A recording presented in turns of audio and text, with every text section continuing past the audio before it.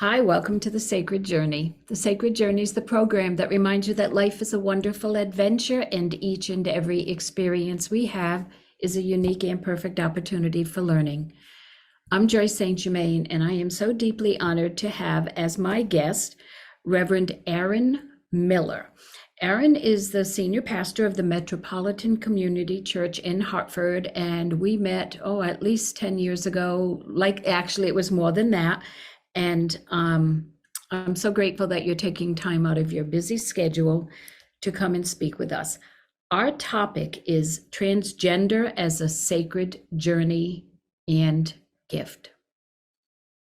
I can't think of a better introduction and opening than to ask you to touch upon that and why we chose that as a title. Thank you for having me on the show, and I really appreciate the invitation to speak on this subject. I'm transgender, so this is my sacred journey and my gift as well. And so in scripture, it says, to whom much is given, much will be required. So I'm answering that call and helping those that are on the sacred journey as well.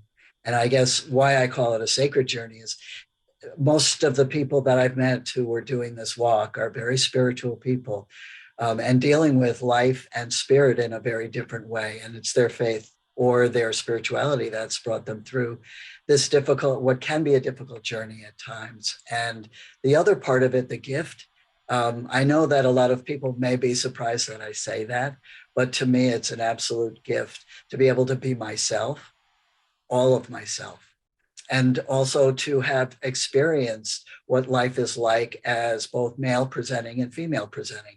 And there's not many people who can say that. Yes, absolutely. And I know right now in the news, there has been some traumatic, some tragic, some difficult things to be aware of, for the general public, but even more difficult for the LGBTQ community.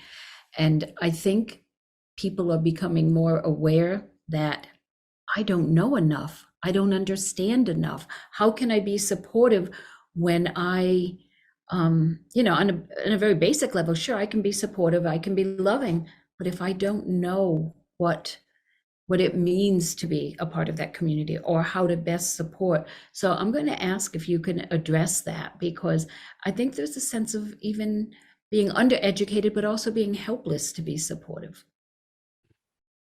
So I would offer, first of all, that in 2011, we passed a law that protected gender identity and expression.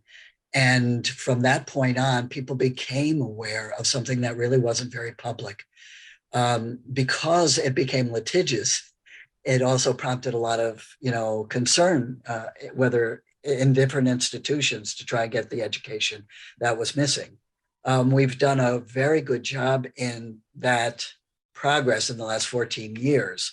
I'm saying 14 years for me because 14 years ago I transitioned, and there was nothing available then, no resources, laws did not protect me. And so in a very short period of time, and 14 years is not a long time to suddenly have shows, to have education, to have laws that protect or don't. So it's really been a catch-up time for everybody. And I would say to you that this subject, it really touches everybody.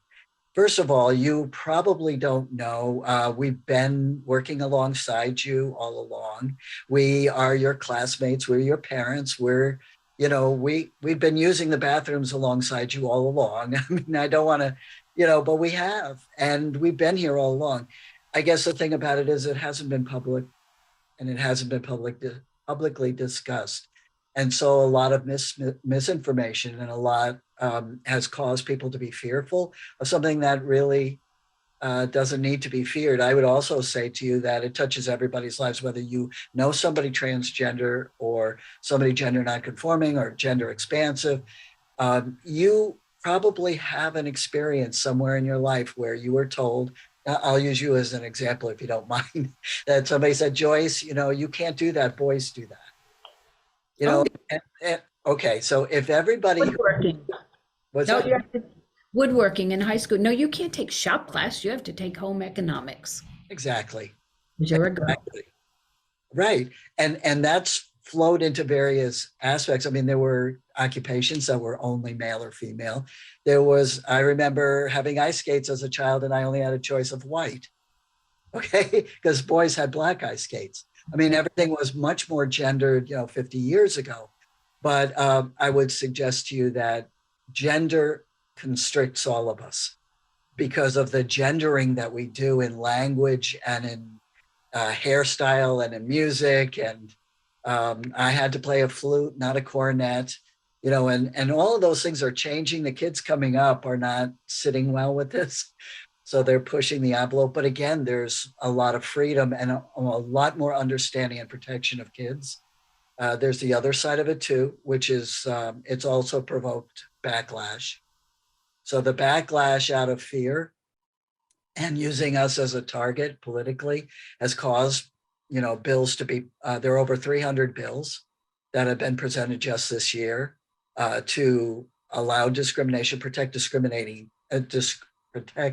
discrimination against us, but also to restrict our freedom and access to medical access, gender affirming care, that sort of thing. Now, this is across the country, not specifically Connecticut. Okay, could you go over a little bit of the definitions? I hate to treat this like 101, introductory, but some of the vocabulary and some of the terms are very foreign to people, non-binary, gender specific, gender neutral. Could you maybe give us just a little overview?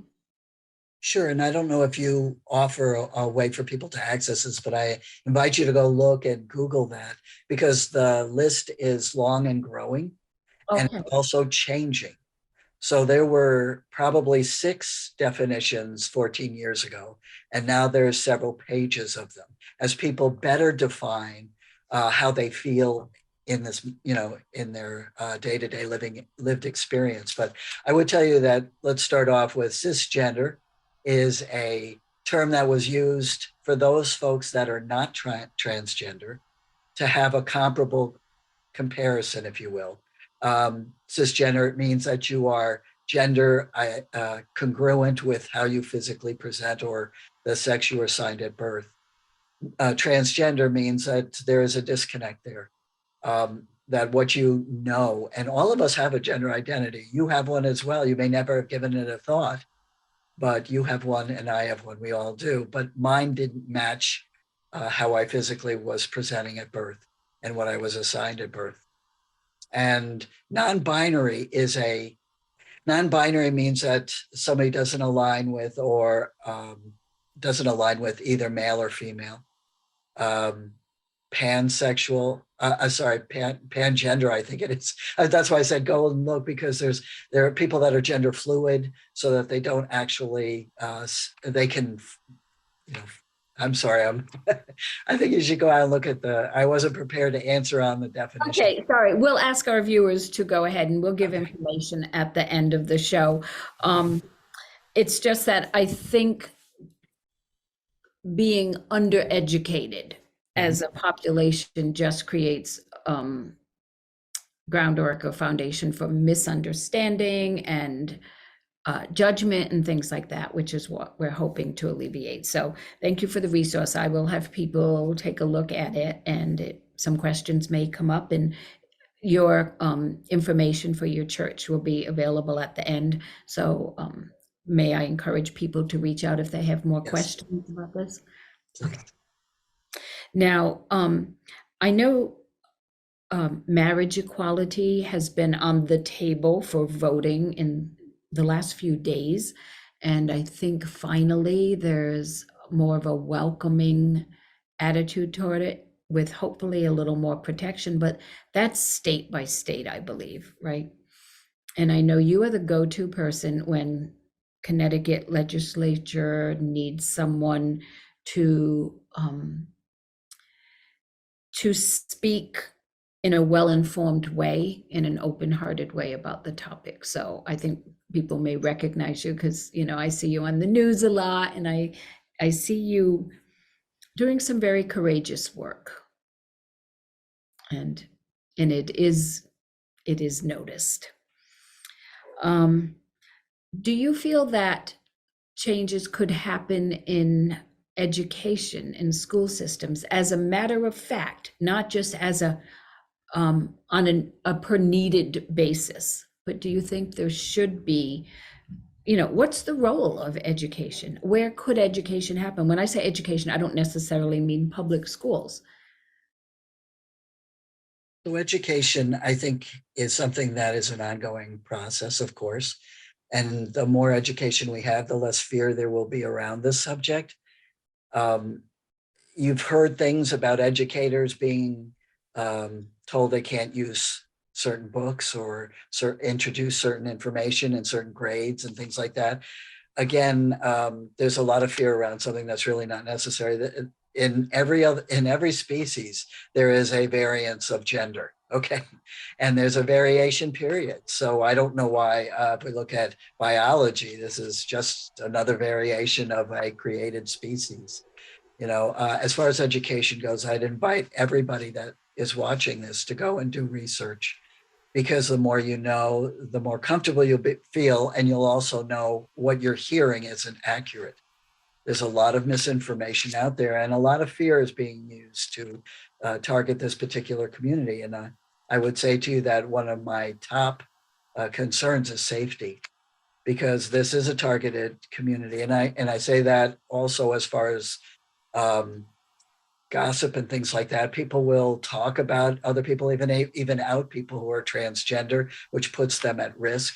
So I would understand, or at least give some room there to make sure that you are aware of the safety concerns for somebody transgender. Yeah. And Um, especially right now with Club Q and other.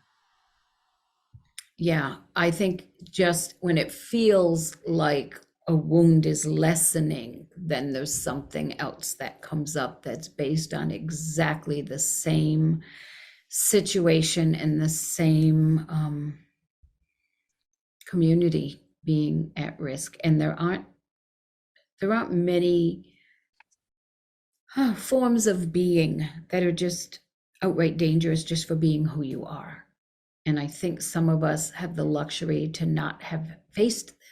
And I think if we haven't had to face it, sometimes it's not even in our peripheral vision. So I think sharing the concern, and I know you have committed to protecting the community. You're also the chaplain for Yale Pediatric Gender Program, ages 3 to 26. 3, I can imagine people going, oh, come on, 3 years old, they don't know, they don't care, they're not aware. I'm going to ask you to address that. Like, I'm a teacher, so I understand how aware children are, but not in the same way that you do. Well, scientifically, it's been proven, I believe now with studies, that kids know at 3 and 4 what their gender identity is. So we're already expressing that. We're very, very early in. The issue that I see related to this, and then I'll also tell you the good, is that the highest rate of suicide is in the transgender community, and it's 40% attempted suicide. And what I would tell you is that if you add to that, that's attempted, you added to that those who ideation and those that have completed it or succeeded at it, it's probably in the 80 to 90 percentile. And That's it's not because we are intrinsically disordered, it's that we have a hostile world that we live in. And so people find it more painful to live differently, or differently from the common, than it is to live as all of who they are. And for children, of course, children, and you being an educator, you know that they only see this moment in time, right? And so the pain that they feel, or the bullying they feel, exponentially puts them over 50%. And all it takes is one parent to be supportive that reduces it, I think, by 10 or 15%. All right. So, and now the good news is that 14 years ago, again, nobody knew anything about this, and all of this was hidden. And now this is when I'm involved with the Yale Gender Program. I'm part of the parents group, and we sit and we talk about it. And these are mama and papa bears that love their children and are scared that they're going to school to be bullied, and they have to stop at the door and can't protect their child. So all of us doing this work in education and also helping a child to be and become all of who they are. The thing that we talk about with children is listen, really listen. Ask them, they'll tell you, and ask them what they need and try and provide that.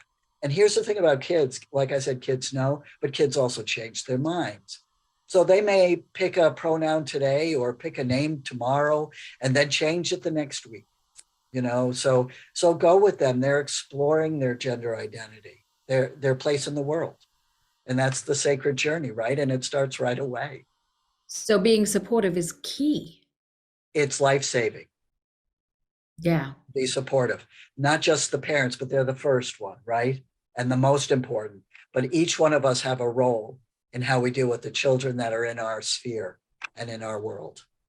Right. Because if you have a 3-year-old, a 4-year-old, 5-year-old, it's the parents of any type of child with any kind of identity who present them to the world.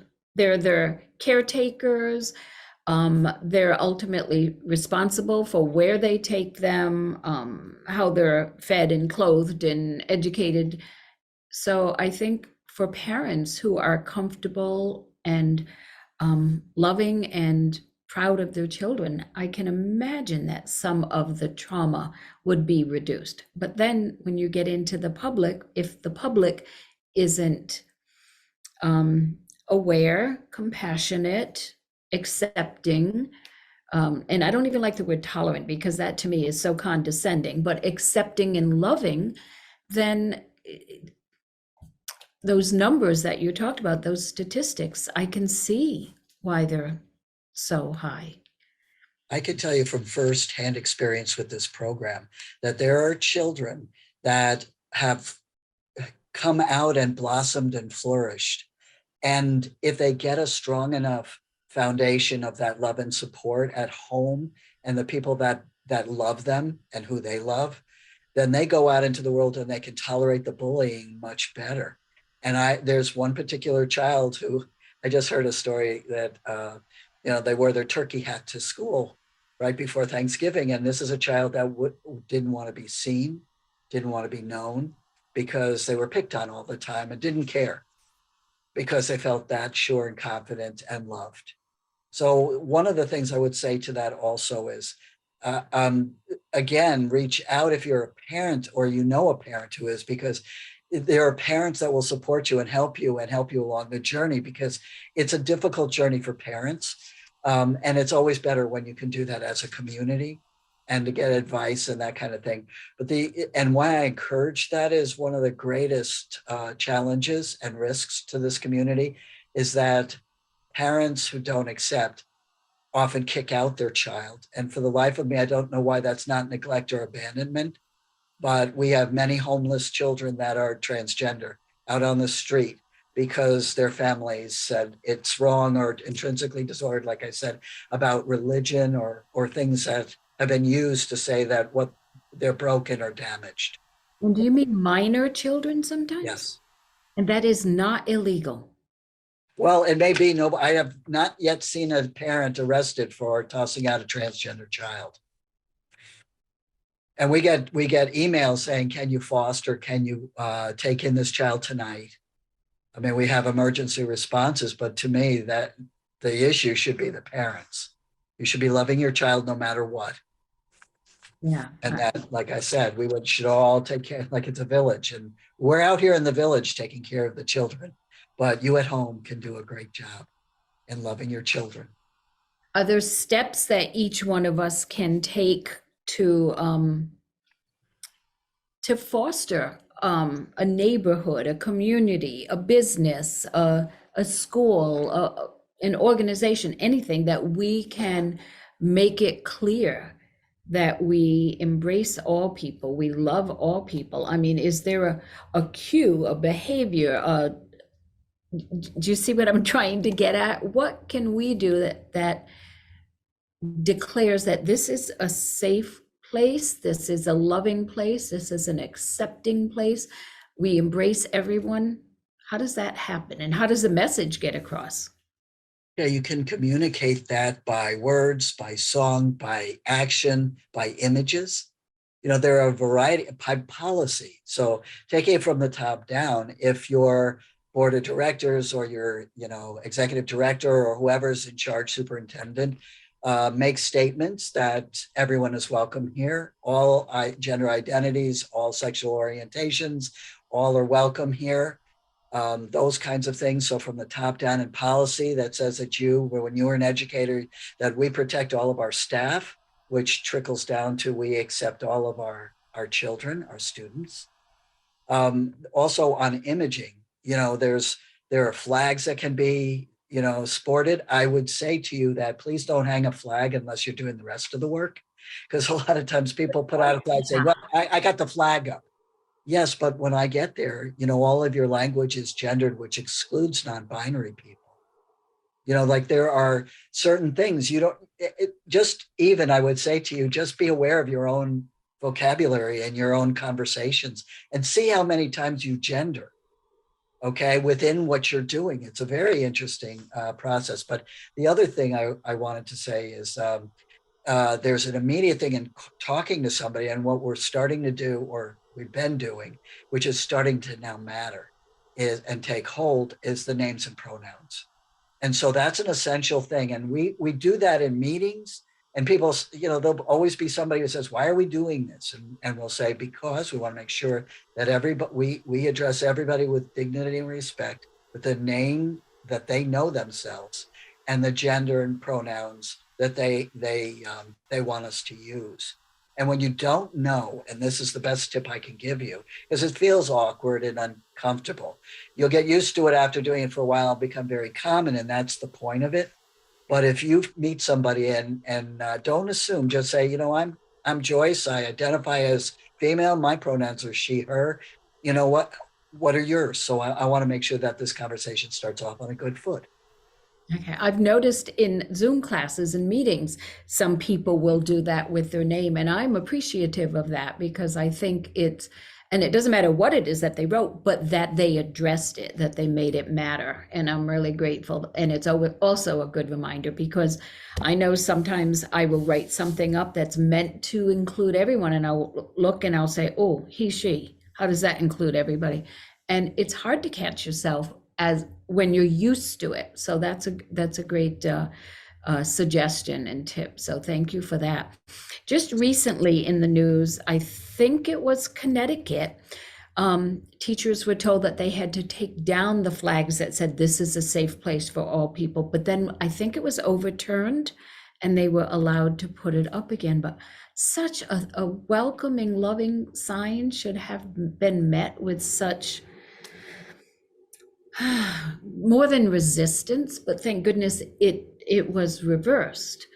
And that I just think is so important, especially in the adolescent world, middle school, high school. I know how vulnerable kids of that age period are, and to think that you don't have a safe place, a safe teacher, someone who understands, someone who cares specifically, that would be horrifying.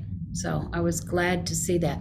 Is there anything else going on that, because we have like another minute and a half or two, that we should be made aware of in the public, like be more aware of this, or this will be something coming up.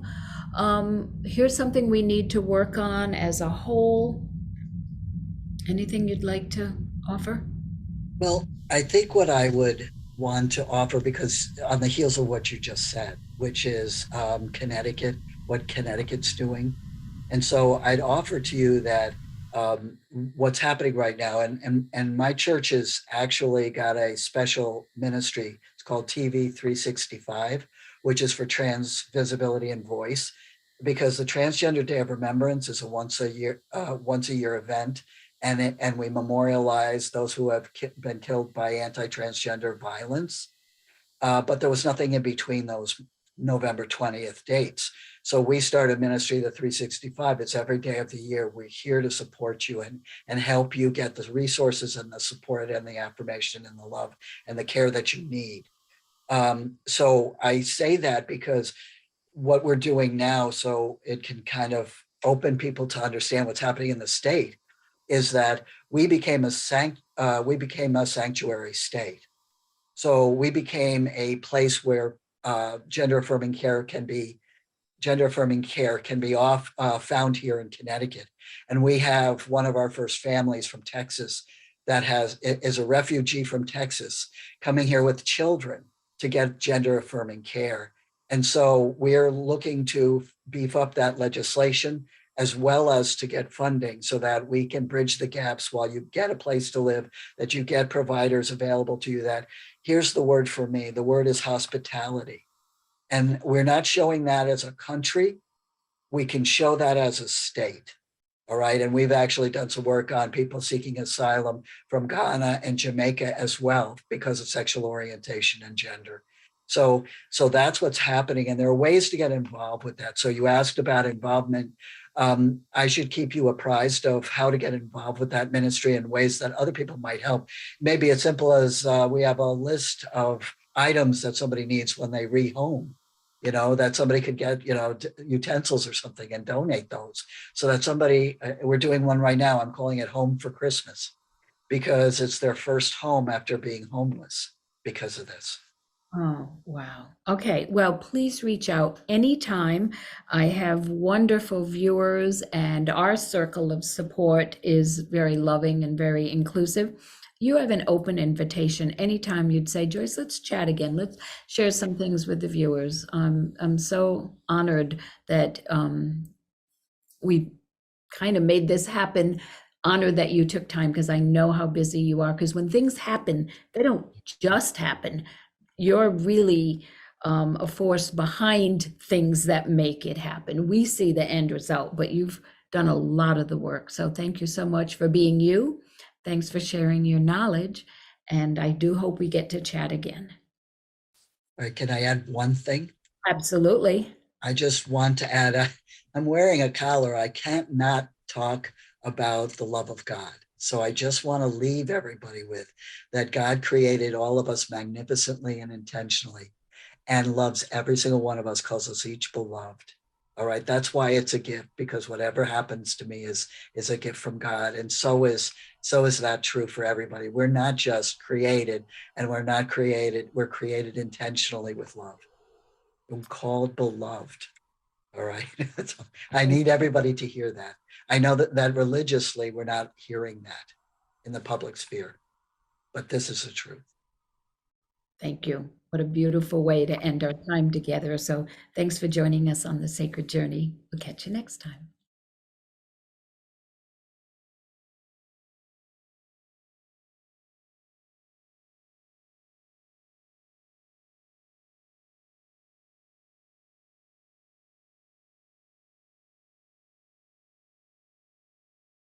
The Saybrook Fish House in Canton has been serving fresh seafood, chicken, and steak entrees for 34 years, offering 3 cozy dining room settings, a newly renovated pub with craft beer, wine by the glass, specialty cocktails, and a lighter fare menu. Open for lunch and dinner 7 days a week. Reservations accepted for parties of 2 to 42, and gift certificates are also available. The Saybrook Fish House, nestled at the crossroads of Route 44, 202, and 179 in Canton.